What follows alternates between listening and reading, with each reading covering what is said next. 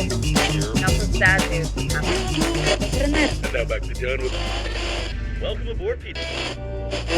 You said at some point your father had anal sex with you. Yes.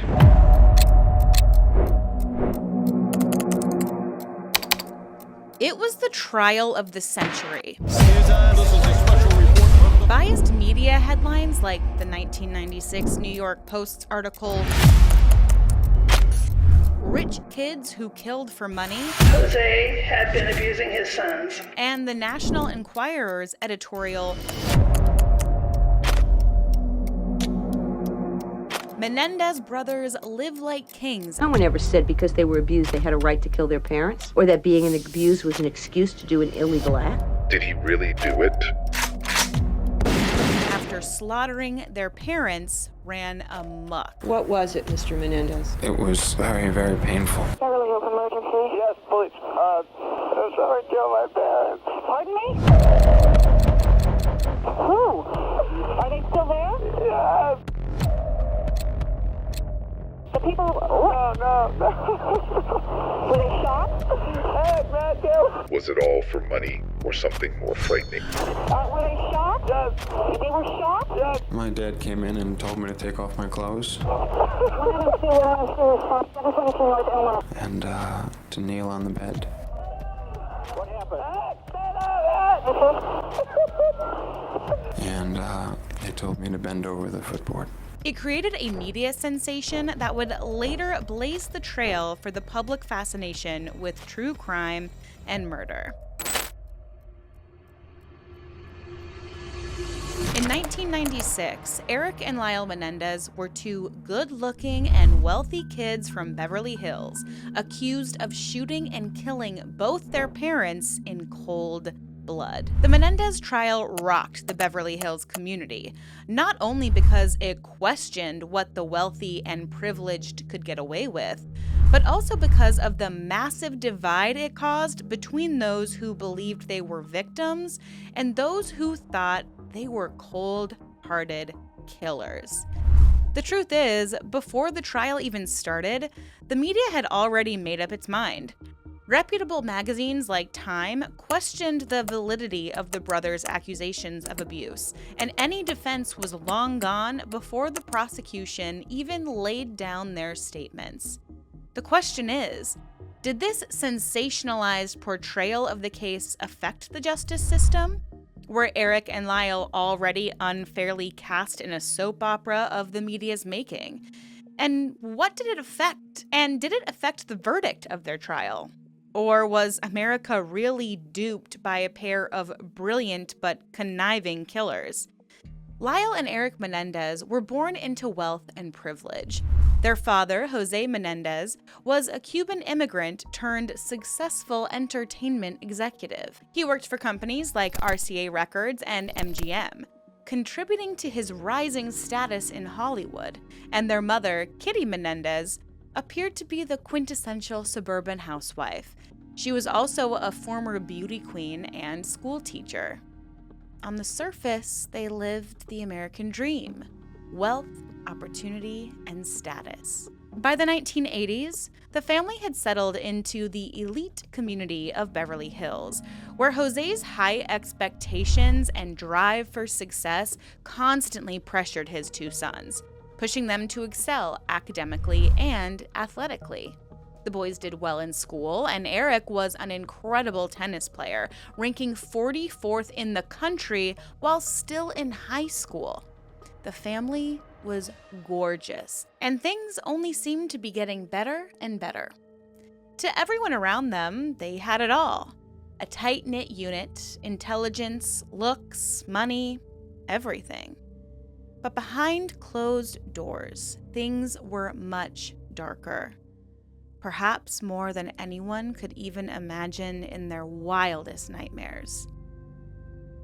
Jose Menendez was a perfectionist. Everyone knew it. He held his sons to the highest standard, watching their every move and expecting the perfect performance in whatever they did.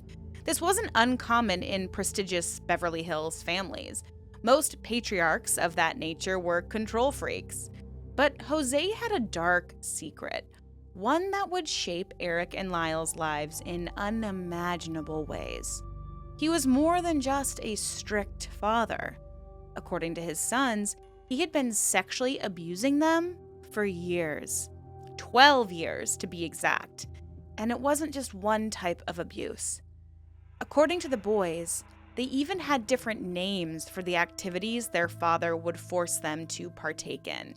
Erik would later describe this. There were 4 types: knees, nice sex, rough sex, and just sex. Allegedly, the abuse began when the boys were just 6 and 8 years old, and Jose's abuse tactics weren't limited just to the physical. The boys described how he manipulated them with fear and threats, warning them that if they ever told anyone, he would kill them. The brothers also claimed that their mother, Kitty, although not directly involved in the sexual abuse, was mentally unstable, abusive, and complicit by turning a blind eye. She struggled with her own mental health, battling depression and substance abuse, often lashing out violently at her sons. This abuse, coupled with their mother's mental instability, created a toxic, fear-filled environment. The boys lived in constant fear of their father's unpredictable outbursts, creating a high-stakes environment where they felt trapped with no way out. At some point, after years of this existence, an idea was planted, and it came to life through a screenplay Erik wrote with his friend Craig. It was called Friends, and it was about a wealthy man who killed his parents for money. And ironically, Kitty typed up the final draft for Erik. On July 30th, 1989, this small idea that had taken root would grow into something monstrous. Lyle and Erik watched The Billionaire Boys Club, yet another classic about murder for money. It was after watching this that the idea that had simply been a good story for a movie seemed like a good story for real life. By August 1989, the Menendez brothers had reached their breaking point, and everything came to a violent end. The tension in the household had escalated, with repeated confrontations between the brothers and their parents. According to Lyle and Erik, their father's abuse was escalating, and they believed their lives were in danger. In the weeks leading up to the murder, Erik told his brother Lyle about the ongoing sexual abuse. For Lyle, it had stopped, but for Erik, it had been ongoing. This led to confrontations between Lyle and Jose.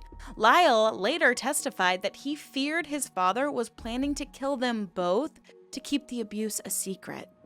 So after weeks of careful planning, and after acquiring the weapons they'd used from a Big Five store, the brothers were ready. On the night of August 20th, 1989, after a final confrontation, Lyle and Erik left the house, retrieved the shotguns they had purchased, and returned to confront their parents. They planned the attack to be on the weekend so that the maids would be off work and out of the house. They even secured an alibi for the hours immediately after the murders, planning on getting tickets to the Batman movie, which would place them away from the scene of the crime. That Sunday night, the pair drove into their estate, loaded their guns, and walked directly into the family den before they could lose their nerve. Lyle was the first to open fire on his father, shooting him multiple times, while Erik shot their mother as she tried to run.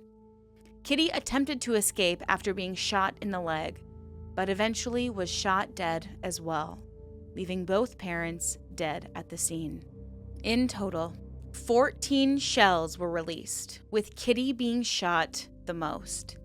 The boys then picked up each and every shell, leaving no trace of their fingerprints behind. The killings were brutal and merciless. Immediately afterward, they showered, changed clothes, and disposed of the weapons in the Mulholland Canyon. Then they went to the cinema. When they couldn't get into the movie with their friends, they went to a restaurant to loudly try to create an alibi that would stick. But these didn't sound like the actions of two boys in fear for their lives. It was calculated, cold, and methodical. Almost the perfect crime. At least, that's what Lyle and Erik thought. A few hours had passed, and Lyle and Erik thought they'd managed to create believable alibis. They went back to the house, expecting to see the police there. The boys figured someone would have heard the shots and called authorities, but no one did. So they needed a new plan.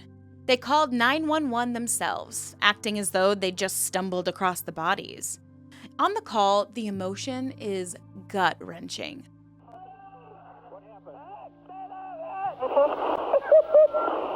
Lyle sobs to the operator that somebody killed his parents. What's the problem? What's the problem?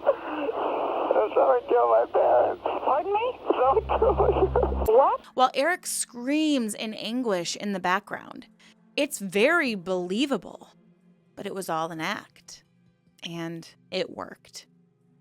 The police arrived, checked the scene, took the boys for a statement, and it never crossed anyone's mind to swab them for gunshot residue. This was a key flaw that could have made the case. So Erik and Lyle were released, safe in the knowledge that they had pulled off the perfect crime, and no one suspected they were the ones who had pulled the trigger.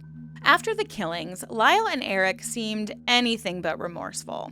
They immediately began spending their parents' fortune on luxury items, expensive vacations, and even investments in businesses. Lyle bought a Porsche, and Erik hired a tennis coach to compete in international tournaments. In just a few months, they spent nearly $700,000, raising suspicions among investigators. But all the investigators really had to do was wait. Because eventually, the guilt began to weigh down on Erik, arguably the more sensitive of the two. And this would open the floodgates to their downfall. And if you think about it, had Erik kept his secrets, it's likely he and his brother would never have been caught. At first, investigators pursued other leads, suspecting mob connections or business rivals, at the brothers' suggestion, of course, but it didn't make sense. The scene was messy. If it was the mob, they would have likely left Kitty alive, and the use of a shotgun was out of place. Why choose such a hefty, loud, and clumsy method of execution? It just didn't fit, nor did the brutality of the crime. Kitty and Jose were shot over and over and over again. It wasn't just a kill shot. Either it was to make them suffer, or it was because the shooters were inexperienced and unskilled and therefore had to keep shooting to get the job done. Despite their attempts to appear innocent, the weight of the guilt started to unravel, especially for Erik. He confided in his psychologist, Dr. Jerome Oziel, admitting to the murders after making a desperate plea for an emergency appointment. He told the doctor everything. How he got the idea from watching Billionaire Boys Club, and how he approached Lyle with the idea after an intense evening with their father.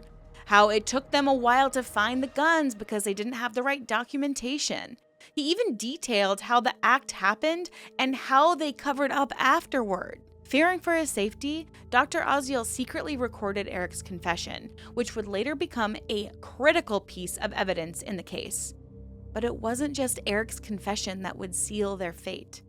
Dr. Oziel told his mistress, Judalon Smith. And this was a mistake on his part because Judalon had a bone to pick with Dr. Oziel. Oziel had ended the relationship, and for Judalon, this was not acceptable. Seeing this as an opportunity to take revenge, Judalon went to the police with what she knew. And she knew a lot, including about the audio recordings that Oziel had taped of the boys confessing to the murder and the location in which they were hidden.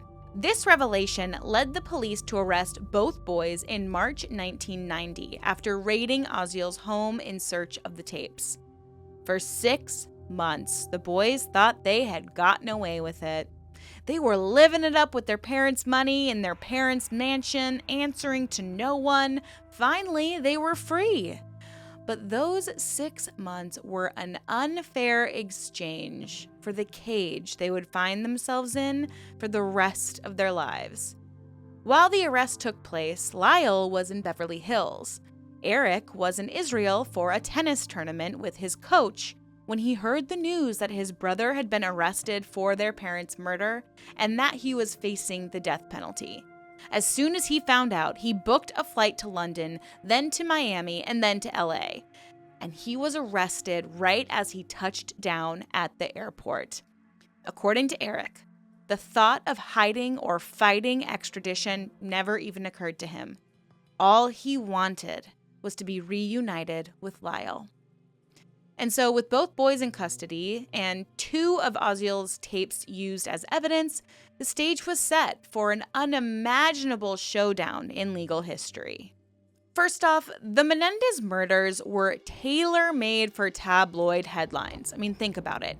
2 rich kids from Beverly Hills living in a multi-million-dollar mansion brutally killing their wealthy, high-profile parents. I mean, it had all the elements of a Hollywood movie. Murder, money, mystery, and family secrets. The media was all over it from day one. In 1989, when the murders first broke, reporters swarmed the Menendez home, eager to get a glimpse of the crime of the century. The story took on a life of its own. The boys weren't initially suspected, so for a few months, the narrative was all about this horrific, unsolved crime. News outlets speculated about mafia ties, revenge plots, anything but the idea that Lyle and Erik, the grieving sons, could be the ones responsible. The media loved the intrigue, and the brothers even played the part of devastated heirs, crying at their parents' funeral and giving emotional interviews. Then, bam, the story takes a hard left. When it finally comes out that Lyle and Erik were the murderers, the media went into overdrive. They shifted gears from treating the brothers as victims to portraying them as cold-blooded killers. And let's be real, the news ate it up. Front page stories, TV news segments, every detail about the case was plastered everywhere. News magazines like People and Time ran detailed articles, and it wasn't long before the brothers were painted as spoiled rich kids who murdered their parents for money. And that's where the real influence started to take hold. The media coverage was relentless. You couldn't walk past a newsstand or turn on the TV without seeing their faces. People were fascinated by the idea of these privileged young men throwing it all away. It wasn't just a crime. It was a commentary on wealth, privilege, and the dark side of the American dream. The media framed the Menendez brothers as greedy, ungrateful sons who couldn't wait to get their hands on their parents' fortune. Then comes the trial. Thanks to Court TV, people didn't just read about the Menendez brothers' trial. They watched it. The cameras were rolling in the courtroom, and suddenly this private, dark family drama was laid out for the whole world to see. People were glued to their TVs, watching every moment. Now, here's the thing. In the courtroom, it's all about convincing a jury. But with the trial televised, the court of public opinion came into play big time. The media cherry-picked dramatic moments, sensationalizing the most emotional parts of the trial. Erik's tearful testimony about the alleged abuse, Lyle's breakdowns on the stand, it all became headline fodder. This wasn't just news, it was entertainment. But here's the catch. While some people watching at home started to believe the brothers' story of lifelong abuse, others thought the whole thing was just an act. Major news outlets like the Los Angeles Times and the New York Post ran stories questioning whether the Menendez brothers were faking it to get sympathy. The media's portrayal of the brothers' extravagant spending after the murders raised doubts. They painted a picture of kids who seemed more concerned with spending their parents' millions than grieving. And that skepticism, it filtered into the jury's mindsets. Ultimately, there were 2 trials, and both were circus-level dramatic. Let's talk about the first one, which started in 1993. The defense, led by the legendary Leslie Abramson, painted a picture of Lyle and Erik not as ruthless killers, but as 2 deeply traumatized victims. Abramson was a force. She went all in on the brothers' claim that their father, Jose Menendez, had sexually and emotionally abused them for years, and that Kitty, their mother, had been emotionally unstable and an enabler of the abuse. Abramson's strategy was to show the brothers as acting out of fear, not greed. They weren't motivated by money, she argued. They were terrified. Jose was a powerful, controlling man, and the brothers believed they had no way out. According to them, the murder was an act of desperation. Leslie Abramson came to change the entire narrative. Abramson was a powerhouse in that courtroom, and one of her key strategies was something called imperfect self-defense. It wasn't just a legal argument, it was a psychological mind bender. So what is imperfect self-defense, and how did Abramson use it to try to save Lyle and Erik Menendez from facing death? Well, let's break it down. First off, let's talk about the concept itself. Imperfect self-defense is a tricky little legal maneuver. Basically, it means that the person accused of a crime genuinely believed they were in danger and had to defend themselves, but that belief wasn't exactly reasonable under the circumstances. In simpler terms, it's like saying, yeah, they thought they had to kill to survive, but their perception of the threat was warped.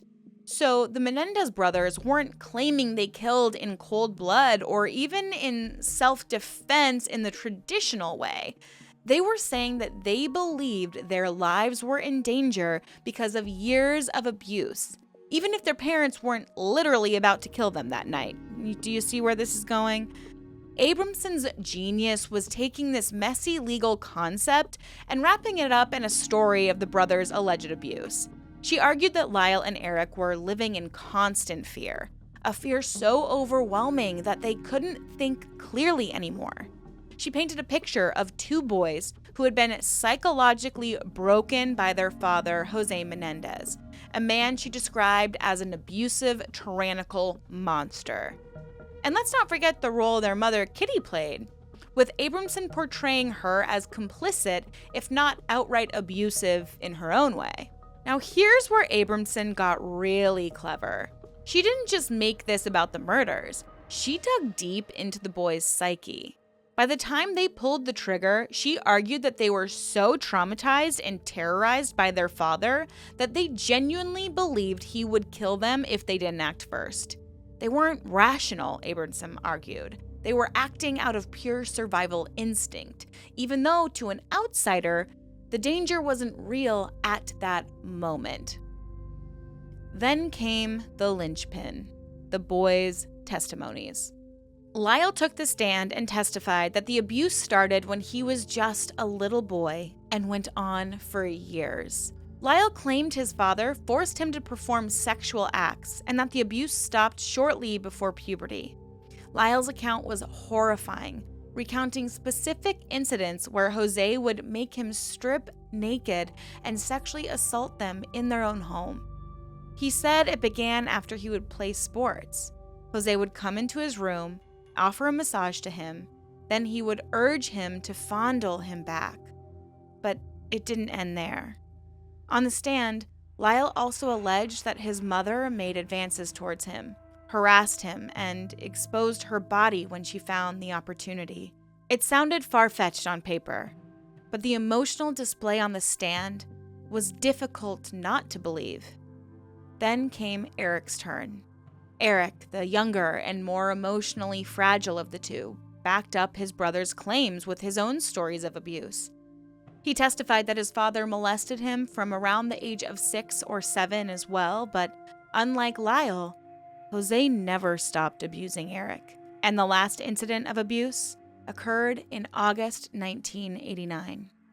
According to Erik, he was subjected to both physical and sexual abuse, with Jose allegedly threatening him with violence if he ever told anyone.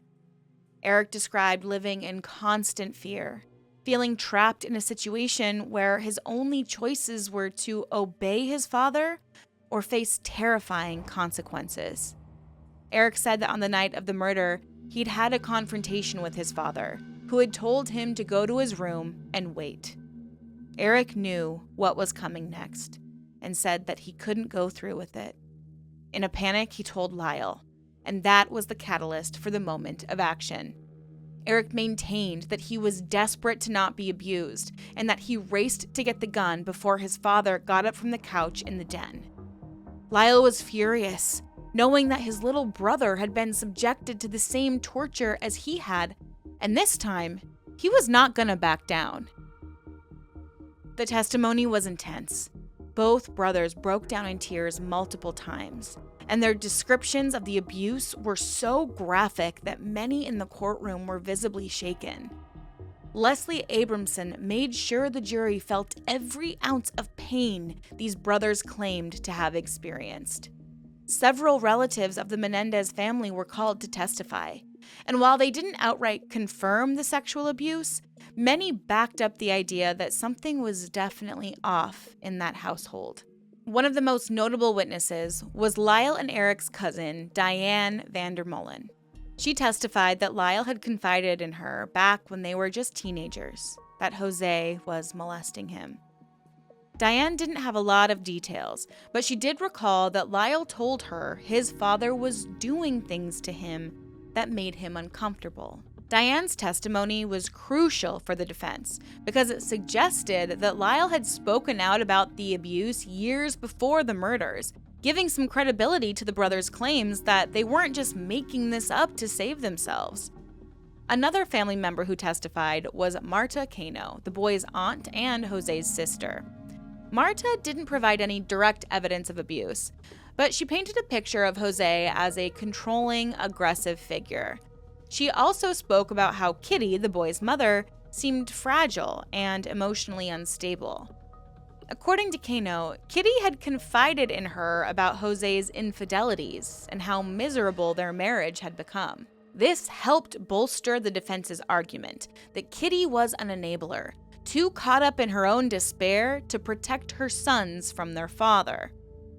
One of the key witnesses was Dr. Jerome Oziel, Erik's therapist, who had recorded sessions where Erik confessed to the crime.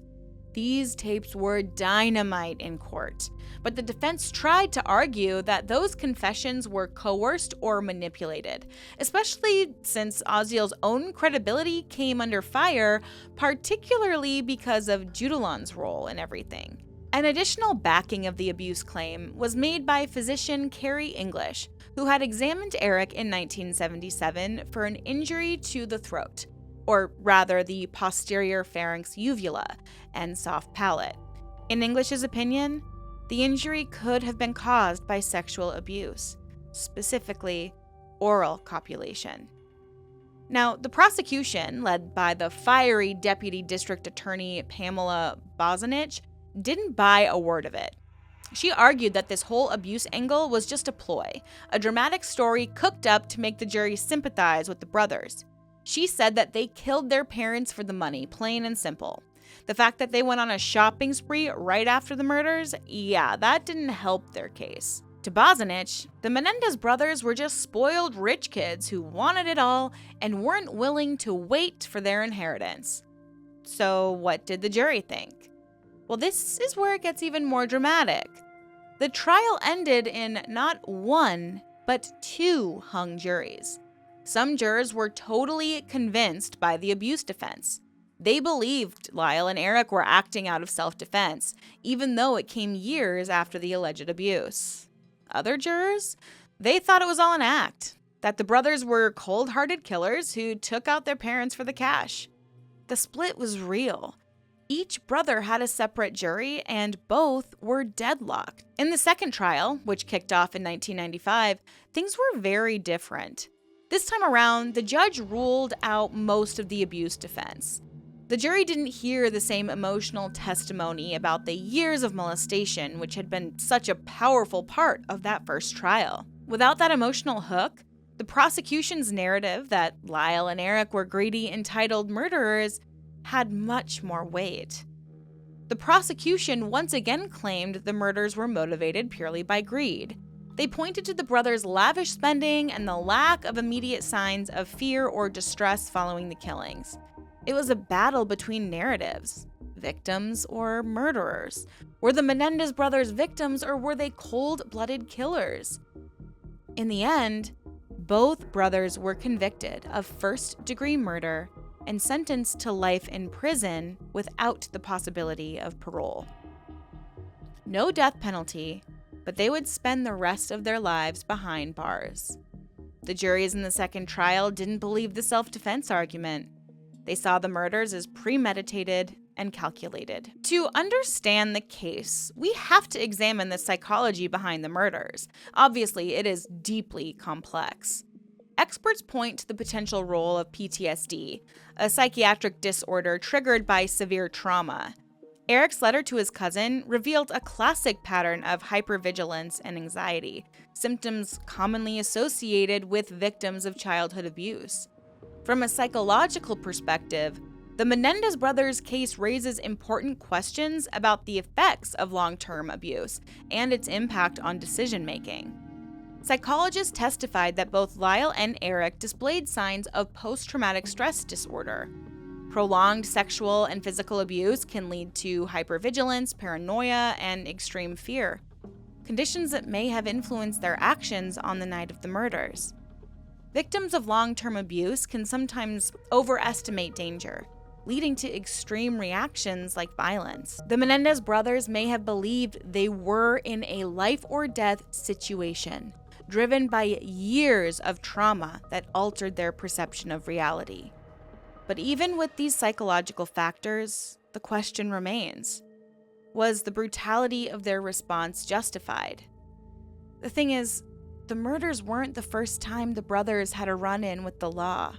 And this is where things get a little interesting and a little confusing. A couple of years before the murders, Lyle and Erik were involved in at least 2 known burglaries.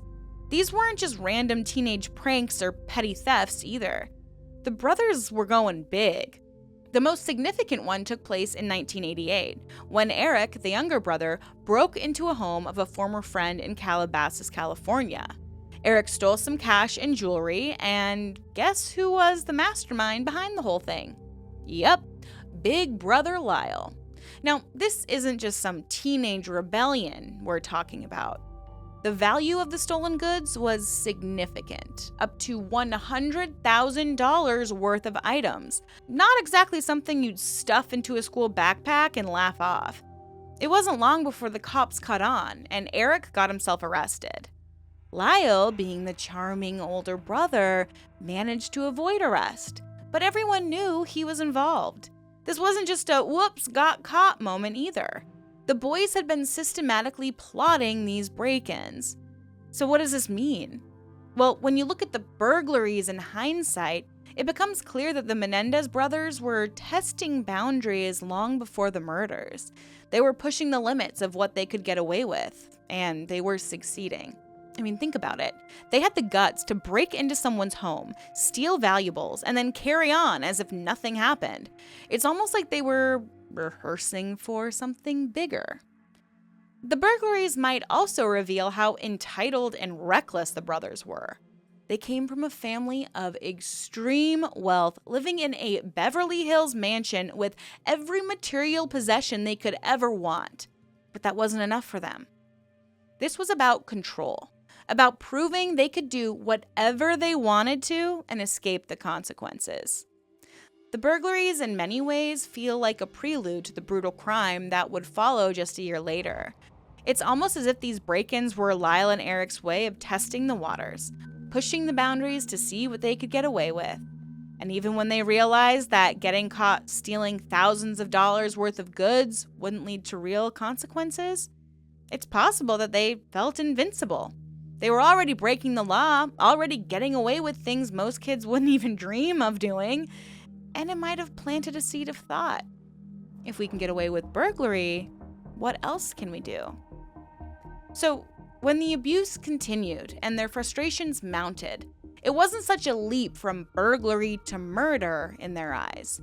These earlier crimes showed that the Menendez brothers were capable of extreme behavior, and perhaps more importantly, capable of justifying it to themselves. If they could rationalize stealing from someone they knew, it's not hard to see how they could later rationalize killing their parents. But even though we see a pattern of recklessness here, we also have to remember that this was likely born from trauma. That need to control stemmed from the abuse and restrictions their parents placed on them. So we could ask, did Kitty and Jose, in the end, unknowingly orchestrate their own demise through their actions? Did the boys take this alternate path because they were being abused? It stands to reason that an abuse victim can take many forms. It's not always the quiet, cowering person in the corner. Lyle and Erik were reckless, confident, and wealthy, but they were still victims. The Menendez murders rocked the Beverly Hills community. The case made headlines worldwide and had lasting impacts on how people viewed family dynamics and abuse behind closed doors. And these themes ring true today. What is one to do when one feels so broken, so helpless? What does a child do when one parent is abusing them, but the other just ignores it and turns a blind eye to it? Or worse, even encourages and participates in it? In the years following the trial, the case has remained a topic of fascination. From TV shows like Law and Order to numerous documentaries, the Menendez brothers' story continues to captivate the public. And new evidence, such as allegations from ex-Menudo member Roy Rosello that he too was sexually abused by Jose Menendez, has reignited debates on whether the brothers' sentences should be reconsidered. More interest was drummed up with the release of Ryan Murphy's Monsters, the Lyle and Erik Menendez story. As soon as it was released, it exploded on and social media. So by this point, everybody already knew about the brothers' story, but what was more shocking was actually what was added to the Netflix series. Ryan Murphy never even met with the brothers before he made the series. In one interview, he was even quoted saying that it was the best thing to happen to Erik and Lyle in 30 years, and that he had had no interest in meeting them at all. But Murphy was right about one thing.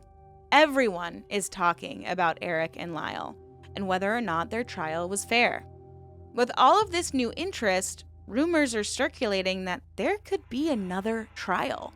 One which will present new evidence, including a letter written by Erik to his cousin Andy when he was only 13. Allegedly, this letter contains all the information about the abuse he suffered at his father's hands. In it, Erik said, "I've been trying to avoid Dad. It's still happening, Andy, but it's worse for me now. I never know when it's going to happen, and it's driving me crazy. Every night I stay up thinking he might come in." Murphy's series didn't come without backlash, though. For many viewers, including the Menendez family, they thought the portrayal was a grotesque dramatization of a horrific event. But that's not all. In the series, the relationship between Erik and Lyle is somewhat strange. In one scene, after the pair have killed their parents and are partying with friends, they come close together and almost kiss. And throughout the rest of the episodes, this suggestive idea of an incestuous bond between the pair runs rampant. Lyle and Erik maintain that this was another one of Murphy's fictional elaborations on their relationship, and that most of the series was a dishonest representation of what happened. Now, with all the buzz, this case is also being compared to another infamous murder, that of Gypsy Rose against her own mother, Dee Dee. Gypsy Rose was also abused, and the media has taken a shine to her since her release, showing an empathy that could be characterized as odd for someone accused of ordering their mother's violent death. Gypsy herself appeared on a podcast and says she doesn't identify as a murderer. She admitted, yes, she got someone to kill her mother, but says that she wasn't the one who actually wielded the knife. Because Gypsy was medically abused and in a way unable to break free of her mother's grasp, a lot of sympathy was extended towards her, even during her trial, and especially after her release. Media played a role in both Gypsy's trial and Erik and Lyle's, but the headlines Gypsy got were much more sympathetic than the Menendez brothers. Gypsy was a victim through and through, and the murder was a last-ditch effort to break free. So, how does this differ from the Menendez brothers? Weren't they also victims of a lifetime of abuse, control, and coercion? Should the same empathy and support not be extended? Well, there's a pretty big difference. Erik and Lyle came from privilege and wealth. Gypsy didn't. Yes, she and Dee Dee swindled their way to get money, but it was never as fully available as with the Menendez brothers. Their movements weren't necessarily restricted, and by all accounts, they could come and go as they pleased. But at any point, the brothers could have escaped and told someone the truth about their parents. But in their trial, their lawyer argued that by that point, they already didn't trust adults and would have had no way of being able to successfully convey what had happened to them in good faith. But it doesn't take away from the fact that the option was there. Additionally, the fact that Lyle and Erik are men could have played into the lack of empathy they experienced at the hands of the media. After all, the emotional issues of men are not always prioritized, especially in the 80s and 90s. The idea of men toughing it out was still very much a thing, and the notion of a man being raped was hardly ever covered in the media, much less believed by the public. But perhaps most damning was their actions after the trial. The lavish spending, the parties, the getaways, the carefree behavior. Then again, they just freed themselves from their own prison. Did they not have the right to enjoy themselves? Or did this prove they were the sociopaths the media painted them out to be? The thing is, as upsetting as it is to know, millions suffer from abuse at the hands of loved ones. But not all of them commit murder and try to frame it on someone else. So where does that leave us? Yes, not everyone has the same emotional reaction to bad things happening to them. And it could be that the brothers reached a breaking point and didn't have the support system to cope. But again, even those with nothing and no one don't resort to murder. Today, both Lyle and Erik Menendez remain in prison, serving life sentences without the possibility of parole. While they've been separated for most of their imprisonment, they remain connected. In recent years, both brothers have expressed regret for their actions, yet maintain that they acted out of fear. They claim it was their last resort, and despite the passing decades, the case continues to spark conversations about abuse, mental health, and the lengths to which people will go to escape their demons. They've never known the same kind of violent streak as they did in 1989. In fact, both their prison records remain remarkably clean apart from a few fistfights, which the brothers insist they never started. Both brothers are also married and met their wives while behind bars. Now, there's hope for them that they may actually see the outside of prison walls once again. With evidence being revisited and a trove of supporters behind them begging for an appeal, there is the possibility that they could finally walk free. In 60 days, we'll learn about the court's decision on their latest appeal and whether or not the convictions will be vacated. If so, we could see a new trial for the brothers. For many supporters, this has been a long time coming. The Menendez brothers case is a difficult one. It asks for both empathy, but also justice. Were they monsters, or were they victims pushed too far? Whatever your opinion, one thing is clear. This case remains one of the most haunting reminders of the secrets that can lurk behind the walls of even the most picture-perfect families.